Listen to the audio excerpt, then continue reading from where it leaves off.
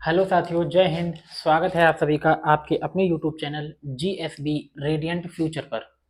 जैसा कि आपको पता ही है कि आरपीएफ की जो भर्तियां हैं वो बहुत करीब हैं और जीएसबी रेडियंट फ्यूचर ने अपने यूट्यूब चैनल पर आप लोगों के लिए निशुल्क कक्षाएं प्रारंभ कर दी हैं। सुबह मैथ की क्लास हो चुकी है। इसी क्रम में मैं अगली क्लास जो है जीएस की आज शुरू करने जा रहा हूँ। हमारी इन क्लासेस के दौरान क्या जो एक अपॉर्चुनिटी है वो क्या रहेगी, हमारी अप्रोच है वो क्या रहेगी, पढ़ाने का क्या मेथड होगा और जीएसबी रेडियंट फ्यूचर की टीम आपको क्या क्या उपलब्ध कराने वाली है, इन सारी चीज़ों की जानकारी मैं आज की इंट्रोडक्शन क्लास में आपको दूंगा। तो सबसे पहले मैं आपको बता दूं कि आज जो है वो हमारी हिस्ट्री की इंट्रोडक्शन क्लास होगी।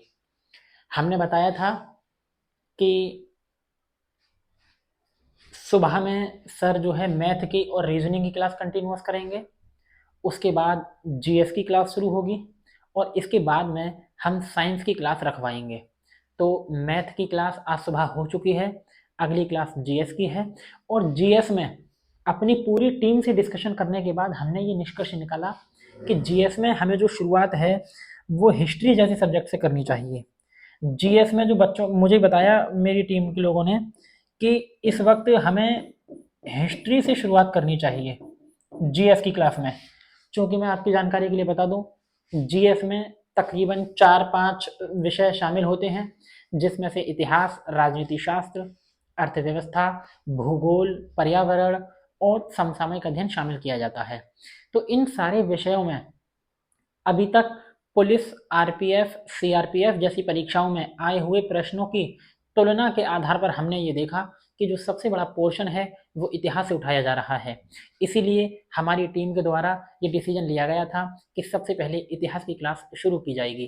तो हम आपको क्लास में क्या क्या अवेलेबल कराने वाले हैं और किस तरह से अवेलेबल कराने वाले हैं, ये सारी चीज़ें मैं आज इस क्लास में एक्सप्लेन करूँगा। तो सबसे पहले हम आपको बता दें कि हमारे चैनल पर एकलव्य बैच शुरू हो चुका है। इस एकलव्य बैच के माध्यम से आपको निशुल्क कक्षाएं प्रदान की जा रही हैं और इसकी क्लासेज लगातार चैनल पर अपलोड की जा रही हैं। आप सभी से मेरा निवेदन है कि लगातार कंटिन्यूअस इन क्लासेज को ज्वाइन करें। इसके बाद हम आपको ये बता रहे हैं कि अगला विषय हम इतिहास में क्या पढ़ाने वाले हैं आपको। तो सबसे पहले हम विषय उठा रहे हैं इतिहास। अब देखिए, इतिहास के विषय में एक कन्फ्यूजन है हमको, हमारे छात्र छात्राओं को एक कन्फ्यूजन रहता है अक्सर करके। एक कन्फ्यूजन ये रहता है कि इतिहास हमको पढ़ना कैसे है और क्या क्या पढ़ना है। तो यहाँ मैं सबसे पहले आज आपको इंट्रोडक्शन दे रहा हूँ कि जीएसबी रेडियंट फ्यूचर की जो टीम है वो आपको इतिहास विषय में क्या क्या अवेलेबल कराने वाली है।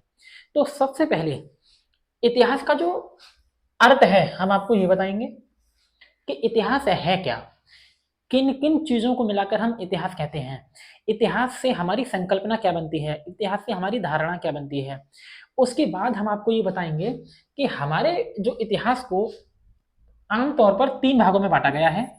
एक बांटा गया है प्राचीन भारत का इतिहास, प्राचीन भारत का इतिहास या प्राचीन इतिहास, एंशियंट इंडियन हिस्ट्री। इसके बाद हमारे दूसरे पोर्शन को बांटा गया है मध्यकालीन भारत का इतिहास। दूसरा जो हमारा पोर्शन है ये है मध्यकालीन भारत का इतिहास, मध्यकालीन भारत का इतिहास। और इसको एक नाम ये भी दिया जाता है मिडिवल इंडियन हिस्ट्री। और जो तीसरा पार्ट है ये है आपका आधुनिक कालीन भारत का इतिहास या आधुनिक भारत का इतिहास, आधुनिक कालीन भारत का इतिहास या आधुनिक कालीन इतिहास। बेसिकली इन विषयों को हम इतना विस्तार से और इतना डीपली लेकर चलने वाले हैं कि इन क्लासेस को करने के बाद मैं नहीं समझता कि आपको कहीं से कुछ और देखने की आवश्यकता रह जाएगी। इस विषय के विभाजन के बारे में हम इतने विस्तार से बात करेंगे, हम ये बताएंगे आपको कि इतिहास का विभाजन प्राचीन काल, मध्यकाल और आधुनिक काल में ही क्यों किया गया। हालांकि यहाँ मैं एक चीज बिल्कुल क्लियर कर दूं कि इसका एक चौथा पोर्शन और होता है जिसका नाम है विश्व इतिहास।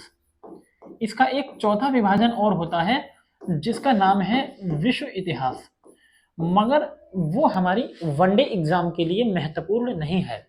जो विश्व इतिहास होता है ये राज्य स्तरीय परीक्षाओं में, लोक सेवा जैसी परीक्षाओं में पूछा जाएगा। हालांकि ज़रूरत पड़ने पर हमारे द्वारा आपको इस पर भी कंटेंट और क्लासेस उपलब्ध कराई जाएंगी। तो जो हमारा विभाजन है ये हमारी परीक्षा के मद्देनज़र बहुत इंपॉर्टेंट है।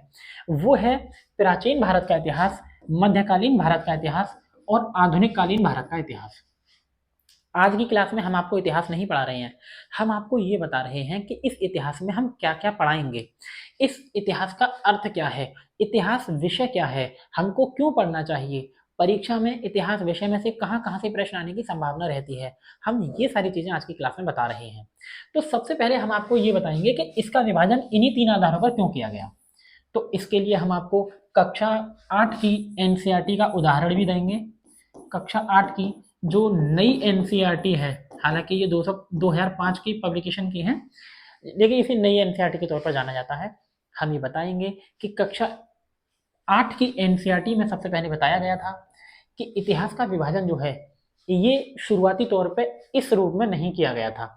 ये शुरुआती तौर पे किया गया था जेम्स मिल के द्वारा। शुरुआती तौर पे किया गया था जेम्स मिल के द्वारा। मैं अभी पढ़ा नहीं रहा हूँ, अभी हम आपको पढ़ा नहीं रहे